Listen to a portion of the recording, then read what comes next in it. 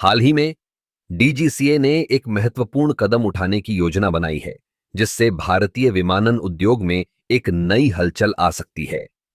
खबर है कि डीजीसीए विमानन कंपनियों को 20 साल पुराने विमानों को आयात करने की अनुमति देने पर विचार कर रहा है।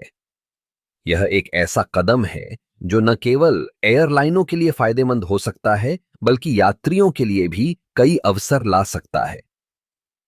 आप सोच रहे होंगे, 20 साल पुराना विमान, क्या यह सुरक्षित होगा?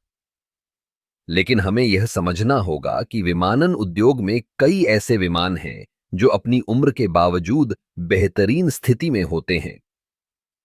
तकनीकी उन्नति और नियमित रखरखाव के चलते कई पुराने विमान अब भी उच्च मानकों पर खरे उतरते हैं। इस कदम का एक बड़ा फायदा यह है कि इससे एयरलाइनों की लागत में कमी आएगी। नए विमानों की खरीद में भारी निवेश करना पड़ता है, जबकि पुराने विमानों को आयात करना अपेक्षाकृत सस्ता हो सकता है।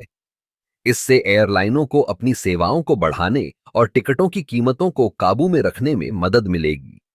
इसके अलावा यह कदम भारतीय बाजार में प्रतिस्पर्धा को भी बढ़ा सकता है। जब एयरलाइनों के पास अधिक विकल्प होंगे, तो वे बेहतर सेवाएं और सुविधाएं प्रदान करने के लिए मजबूर होंगी। इससे यात्रियों को अधिक विकल्प मिलेंगे और वे अपनी पसंद के अनुसार यात्रा कर सकेंगे।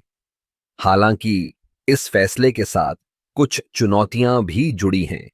सुरक्षा मानकों को बनाए रखना बेहद जरूरी।